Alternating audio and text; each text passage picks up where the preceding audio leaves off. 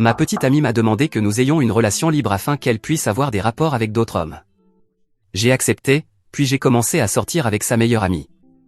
J'ai 31 ans, et les événements dont je parle ont commencé à se dérouler il y a environ un an, peut-être un peu plus. Ma petite amie de l'époque, appelons-la Sarah, avait 29 ans. Nous étions ensemble depuis 4 ans. C'était, du moins selon moi, une relation sérieuse. Nous avions vécu ensemble pendant 2 de ces années. L'autre personne importante dans cette histoire est Chloé, la meilleure amie de Sarah, elle aussi âgée de 29 ans à ce moment-là. Chloé et moi avions une relation amicale, en partie grâce à sa proximité avec Sarah. Je la connaissais depuis à peu près aussi longtemps que je connaissais Sarah. Elle faisait toujours partie de notre cercle social, présente lors des dîners, des sorties en groupe, les événements habituels. J'ai découvert bien plus tard que Chloé avait développé des sentiments pour moi dès le début, mais qu'elle n'avait jamais agi en ce sens par respect pour Sarah. Elle tenait beaucoup à leur amitié, et puisque j'étais en couple avec Sarah, tout était resté strictement amical. Notre relation, à Sarah et moi, me semblait stable. Nous avions nos routines, des amis communs, et des projets d'avenir évoqués sans trop de précision, comme des vacances ou l'achat d'un bien immobilier dans quelques années. Nous ne nous disputions pas sans cesse. Nous menions une vie confortable, et financièrement, nous étions tous les deux en bonne situation. Nous partagions les dépenses, les tâches ménagères, un mode de vie classique entre deux adultes vivant ensemble. Rien ne laissait présager ce qui allait suivre. Environ 18 mois avant aujourd'hui, Sarah a commencé à changer. Ce changement a été brutal. Elle s'est mise à parler de plus en plus souvent de liberté personnelle, d'expériences nouvelles. Elle a intégré une nouvelle salle de sport, un endroit plutôt luxueux, fréquenté par une clientèle plus jeune, branchée. Elle y passait des heures, pas uniquement pour faire de l'exercice, mais aussi pour socialiser. D'après elle, tout cela était motivé par la santé et le développement de son réseau professionnel. Elle a commencé à évoquer d'autres hommes rencontrés à la salle, d'abord de manière anodine, avec des remarques du type « ce type, Marc, est coach personnel, il m'a donné quelques conseils » ou bien « Ben, du cours de vélo, est vraiment drôle ». Je n'y ai pas prêté attention au début. Il est normal de se faire de nouveaux amis. Mais rapidement, le ton des conversations a changé. Elle s'est mise à remettre en question la monogamie. Elle me partageait des articles sur les modèles de relations alternatifs, posait des questions hypothétiques du genre « Que ressentirais-tu si j'explorais d'autres connexions ?» Elle expliquait qu'il s'agissait pour elle d'un cheminement personnel, d'une meilleure compréhension de ses propres désirs. Elle me rassurait en affirmant que cela n'avait rien à voir avec notre relation, que rien ne lui manquait, mais qu'elle voulait s'épanouir pleinement. Un soir, elle m'a demandé de m'asseoir avec elle pour en discuter plus sérieusement. Elle m'a expliqué qu'elle avait l'impression d'avoir manqué certaines expériences, notamment sexuelles, avec d'autres hommes. Elle trouvait qu'elle s'était installée trop tôt, bien que nous nous soyons rencontrés alors qu'elle avait 25 ans. Elle a insisté sur le fait qu'elle m'aimait toujours et voulait rester avec moi, mais qu'elle ressentait le besoin de pouvoir explorer d'autres relations physiques. Elle m'a proposé que nous ouvrions notre couple. Ses conditions étaient claires, elle voulait avoir la liberté de coucher avec d'autres hommes.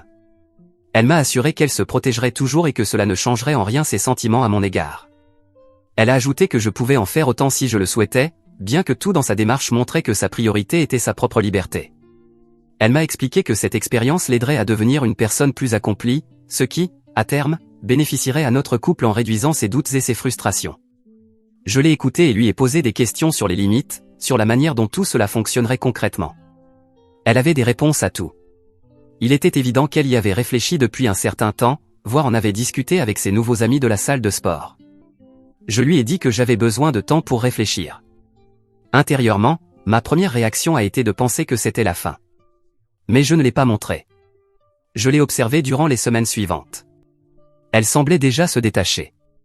Elle passait plus de temps dehors, gardait son téléphone près d'elle, devenait moins disponible. Elle a relancé le sujet de la relation ouverte, cette fois avec plus d'insistance. C'est à ce moment-là que j'ai pris ma décision. Plutôt que de me disputer ou de rompre, ce qui aurait semblé être la suite logique, j'ai choisi d'accepter. Je lui ai dit que si c'était vraiment ce dont elle avait besoin, alors je l'accompagnerais. Je n'ai posé qu'une seule condition, une transparence totale sur ces rencontres. Ce n'était pas par jalousie, mais pour des raisons de sécurité et de clarté, comme elle l'avait elle-même suggéré. Elle a semblé soulagée, même enthousiaste.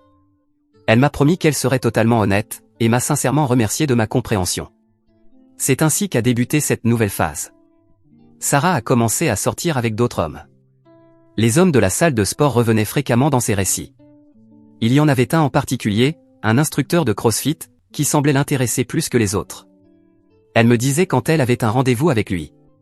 Parfois, elle rentrait très tard, voire pas du tout. Elle ne cherchait pas à être discrète, même au sein de notre appartement. De nouveaux ensembles de lingerie apparaissaient, elle prenait des appels de ces hommes à voix haute, et je pouvais entendre des bribes de leurs plans. Elle parlait de ses rendez-vous, parfois dans les moindres détails, en disant qu'elle le faisait par souci d'honnêteté. Elle semblait s'épanouir, savourer cette liberté nouvelle. Elle défilait dans l'appartement en se préparant, me demandant mon avis sur ses tenues, ce qui était une expérience étrange. Chloé était présente pendant une partie de cette période. Elle venait rendre visite à Sarah, et je pouvais remarquer que Chloé était mal à l'aise avec ce nouvel arrangement. Sarah, parfois, se vantait auprès d'elle de ses aventures. Chloé se contentait généralement d'écouter, répondant de manière très succincte. À quelques occasions, lorsque Sarah était absente et que Chloé passait chez nous, soit pour l'attendre, soit pour une simple visite, nous discutions tous les deux. Elle n'a jamais critiqué Sarah ouvertement, mais ses expressions et sa manière de changer de sujet laissaient transparaître sa désapprobation. Elle m'a demandé à plusieurs reprises comment je vivais réellement cette situation. Je restais évasif, lui disant simplement que j'étais en train de digérer tout cela. C'est au fil de ces brefs échanges que j'ai commencé à voir Chloé sous un autre jour, ou peut-être à me souvenir de la personne qu'elle était vraiment, posée, fidèle, à l'opposé du comportement actuel de Sarah. Cette situation a duré environ 3 mois. Sarah était totalement immergée dans son nouveau mode de vie. Elle est même partie en week-end avec l'un des hommes, dont elle mentionnait régulièrement le nom. Elle parlait de ce qu'il faisait, des endroits qu'il visitait. Tout était très ouvert. Quant à moi, conformément à l'accord initial, je continuais d'accepter la situation. Je ne voyais personne d'autre, je ne faisais pas de scène de jalousie. Je me contentais d'observer. Je pense que Sarah a interprété mon calme comme une forme d'acceptation, voire de désintérêt vis-à-vis de l'idée de vivre aussi une relation ouverte. Elle semblait apprécier cette dynamique où elle avait toute la liberté, tandis que je restais la base stable à la maison. Pendant cette période, mes échanges avec Chloé sont devenus un peu plus fréquents. Il lui arrivait de m'envoyer des messages pour prendre de mes nouvelles, sous prétexte de s'inquiéter pour un ami dont la partenaire avait un comportement étrange. Nous nous sommes retrouvés 2 ou 3 fois autour d'un café, simplement pour discuter. C'est lors de l'une de ces conversations qu'elle m'a avoué qu'elle avait des sentiments pour moi depuis des années. Elle m'a confié que c'était douloureux pour elle de voir Sarah me traiter ainsi, de voir notre relation qu'elle avait autrefois admirée se désintégrer à cause des choix de Sarah. Elle ne cherchait pas à me séduire. Cela ressemblait davantage à une confession sincère d'une amie inquiète, et peut-être un peu blessée par la situation, y compris par ses propres sentiments non partagés. Cette confession m'est restée en tête. J'ai réalisé que la relation ouverte, telle que Sarah l'avait définie, m'offrait une possibilité si je décidais de la saisir.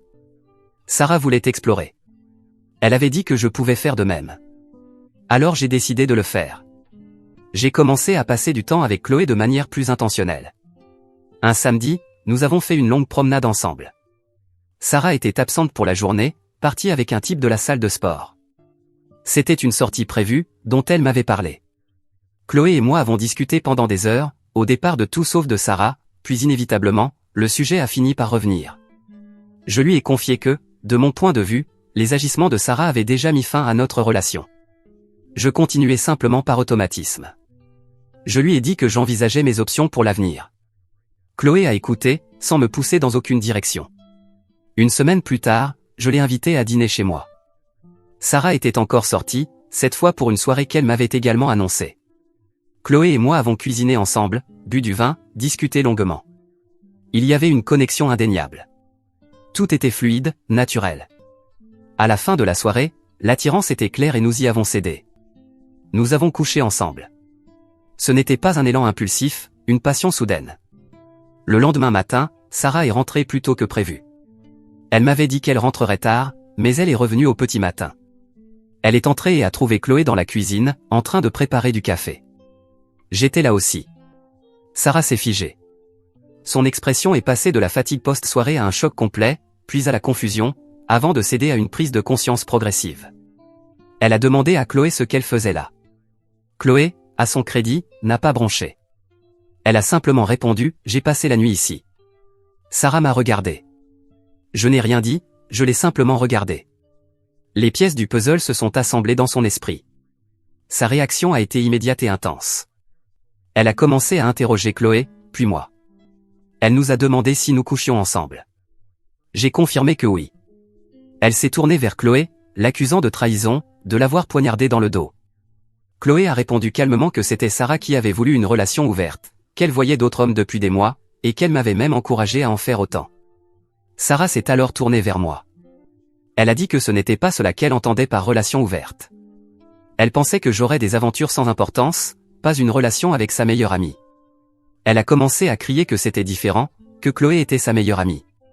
Je lui ai rappelé que les termes étaient clairs et ouverts, et qu'elle avait été très publique dans sa façon d'explorer sa propre liberté.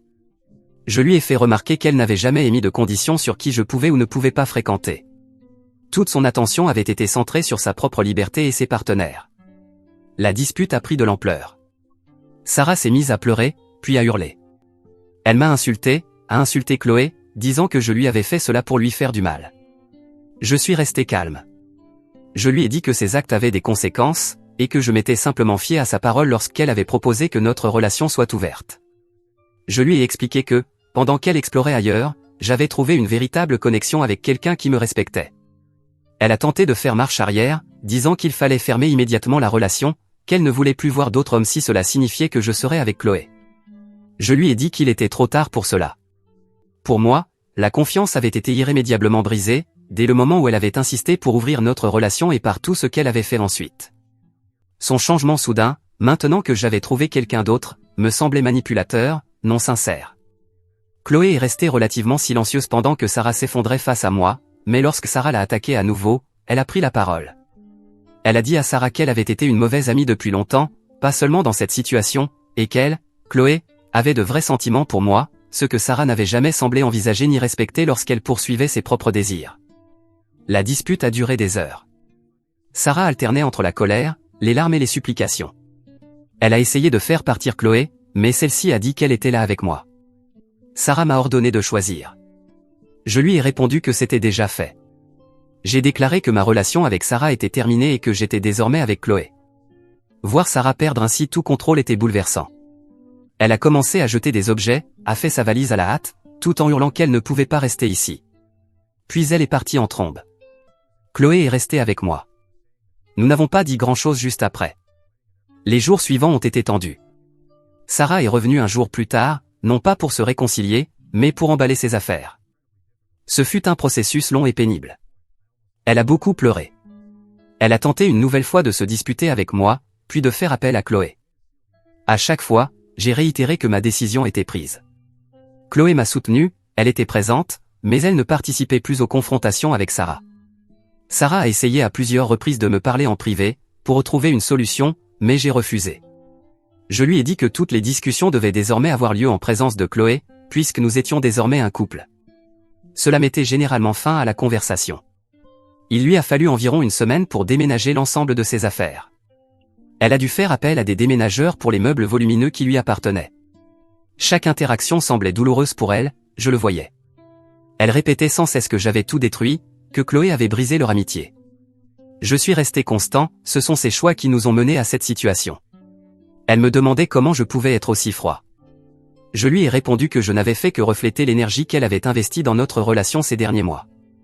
Une fois qu'elle fut définitivement partie, une sorte de calme étrange s'est installé dans l'appartement. Chloé et moi avons commencé à construire quelque chose de nouveau, prudemment. Ce n'était pas un conte de fées immédiat, mais Chloé était et est toujours une personne profondément bienveillante.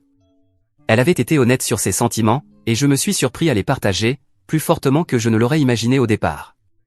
Nous avons décidé qu'elle emménagerait officiellement après quelques mois, le temps que les choses se stabilisent. Mais elle passait déjà la majorité de son temps chez moi. Cela fait maintenant environ 6 mois que Sarah a quitté l'appartement. Chloé et moi vivons ensemble, notre relation est saine, calme, respectueuse. Nous construisons une base solide. Nous sommes heureux. Le problème, ou plutôt la raison pour laquelle j'écris tout cela, c'est que Sarah n'a pas complètement disparu. Elle ne me contacte plus directement, pas après ses premiers messages furieux et ses messages vocaux, que j'ai ignorés avant de la bloquer. Mais nous avons encore des connaissances communes, quelques liens restant issus de notre ancienne vie. Par leur intermédiaire, j'ai eu des échos. Apparemment, elle raconte à tout le monde que j'étais émotionnellement indisponible, et que je l'ai trompée avec sa meilleure amie. Elle omet commodément de mentionner qu'elle avait elle-même exigé une relation ouverte, ou bien elle présente cela d'une manière à se poser en victime. Elle dépeint Chloé comme une briseuse de ménage prédatrice. Certaines de nos connaissances communes ont pris leur distance. D'autres m'ont directement questionné, influencé par la version de Sarah. J'ai présenté un récit bref et factuel à ceux qui comptent pour moi, mais je ne veux pas m'engager dans une guerre publique de reproches. C'est simplement frustrant de savoir qu'un faux récit circule. Chloé aussi est contrariée lorsqu'elle en entend parler, même si elle essaie de ne pas le montrer. Elle a perdu la majorité de son ancien cercle d'amis, beaucoup ayant pris le parti de Sarah ou n'ayant pas voulu gérer le drame. Cela n'a pas de conséquences majeures sur notre quotidien à Chloé et moi. Notre cercle proche, ma famille, tous connaissent la vérité et nous soutiennent. Mais il subsiste cette irritation diffuse, ce fond de gêne qui persiste. Je suppose que je suis en train de vider mon sac, de poser les faits tels qu'ils se sont vraiment produits, au moins pour moi-même, et peut-être pour ceux qui se sont retrouvés dans une situation semblable. Est-ce que j'ai eu tort dans la manière dont tout cela s'est déroulé? Je ne pense pas. C'est elle qui a ouvert la porte. Je me suis simplement engagé jusqu'au bout, avec quelqu'un qui m'apprécie réellement. Mais c'est un sacré casse-tête à expliquer aux autres. Dois-je encore essayer de rectifier les choses auprès de ces connaissances périphériques? Ou bien vaut-il mieux les laisser croire ce qu'elles veulent, et me concentrer sur ma vie avec Chloé? C'est plus une question rhétorique qu'autre chose. Je ne perds pas le sommeil à cause de ça, mais cette irritation sourde est toujours là. Mise à jour à environ 3 semaines après le message initial. Merci à toutes les personnes qui ont lu mon message d'origine, ainsi qu'à celles qui ont laissé des commentaires ou m'ont envoyé des messages privés. J'apprécie la diversité des points de vue. Certaines personnes ont demandé des éclaircissements, alors je vais commencer par là. Certains se sont interrogés sur la raison pour laquelle j'avais accepté une relation ouverte si, au fond, je n'étais pas vraiment d'accord, au lieu de simplement rompre avec Sarah à ce moment-là. La vérité, c'est que sa proposition, bien qu'elle ait d'abord été un choc, représentait aussi une forme étrange d'opportunité. Je pense qu'une partie de moi savait que la relation était déjà terminée dès l'instant où elle a formulé cette demande. Son désir d'être avec d'autres hommes n'était pas quelque chose que je pouvais concilier avec une vision à long terme d'un couple solide. Mais le fait qu'elle insiste, la façon égoïste dont elle présentait cela, m'a poussé à ne pas choisir une simple rupture immédiate. Je voulais voir jusqu'où elle était prête à aller dans cette idée d'exploration et si elle avait vraiment envisagé toutes les implications, y compris celles qui me concernaient. Donc je n'ai pas résisté. Je l'ai laissée diriger, et ce faisant, elle a révélé très clairement ses intentions. Il ne s'agissait pas de faire semblant, mais d'observer, et de laisser ses actes parler d'eux-mêmes.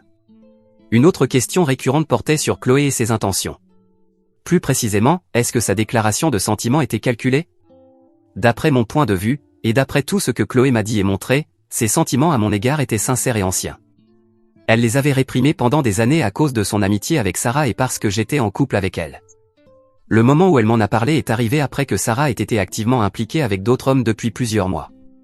Je ne crois pas que Chloé ait vu cela comme une manœuvre, mais plutôt comme une confession honnête dans une situation déjà très irrégulière.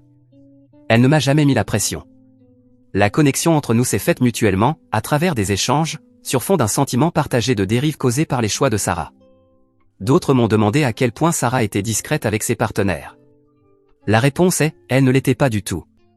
Elle parlait ouvertement de ses rendez-vous, laissait traîner son téléphone avec des messages visibles provenant de ses hommes, achetait de nouveaux vêtements, sortait tard, partait en week-end. Elle me disait qu'elle agissait avec honnêteté et transparence, comme nous l'avions convenu. Mais bien souvent, cela ressemblait davantage à une manière de m'étaler sa nouvelle liberté sous le nez. Elle semblait s'attendre à ce que je reste un élément docile, stable, pendant qu'elle s'amusait. Il n'y avait aucune considération réelle pour ce que je pouvais ressentir, au-delà de mon accord initial. Concernant la confrontation, certains ont demandé plus de détails sur le moment où Sarah a découvert ma relation avec Chloé. Lorsque Sarah est rentrée, Chloé préparait du café. J'étais assis à la table de la cuisine. Les premiers mots de Sarah se sont adressés à Chloé, quelque chose comme « Qu'est-ce que tu fais ici si tôt ?» Chloé l'a simplement regardé et a dit « J'ai dormi ici ». Les yeux de Sarah ont alors fait des allers-retours entre nous deux. Elle m'a demandé « Qu'est-ce qu'elle veut dire par là ?» J'ai confirmé que Chloé avait passé la nuit avec moi. Le changement sur le visage de Sarah a été immédiat. Son air fatigué et détaché a disparu. Elle est devenue pâle, puis rouge. Sa voix est montée de ton en ton, à mesure qu'elle lançait des questions. Elle voulait savoir depuis combien de temps cela durait. Chloé a tenté de répondre calmement, expliquant que c'était récent et que c'était Sarah elle-même qui avait ouvert cette porte. Mais Sarah refusait d'écouter. Elle a accusé Chloé d'avoir tout planifié, de m'avoir voulu depuis toujours. Chloé a admis qu'elle avait des sentiments pour moi, mais a souligné qu'il ne s'était rien passé avant que Sarah ne dissolve, de fait, la base même de notre relation monogame. Sarah a alors déversé toute sa colère sur moi. Comme je l'ai déjà décrit dans le message initial, mon raisonnement était clair, c'est elle qui avait fixé les nouvelles règles. Elle voulait sa liberté, elle voulait explorer, et elle m'avait implicitement accordé le même droit. Sa surprise et sa colère face à mon choix, en particulier parce que c'était avec Chloé, montraient bien que, dans son esprit, cette relation ouverte était à sens unique, liberté pour elle, fidélité et stabilité pour moi. Elle n'avait pas anticipé que je pourrais, moi aussi, trouver une relation significative, encore moins avec sa meilleure amie. Mes actes ont découlé directement de l'environnement qu'elle avait créé. J'ai choisi de construire quelque chose de nouveau avec Chloé, plutôt que d'essayer de sauver une relation que Sarah elle-même avait dévalorisée. Que Chloé soit sa meilleure amie compliquait sans doute les choses, mais les actions de Sarah avaient déjà profondément endommagé cette amitié bien avant que je sois impliqué. Depuis mon message initial, certaines choses ont évolué. Chloé et moi avons eu de nombreuses conversations sur tout ce qui s'est passé. Nous sommes clairs l'un envers l'autre. Elle a été incroyablement présente et solidaire, notamment face aux retombées sociales dues au récit déformé de Sarah.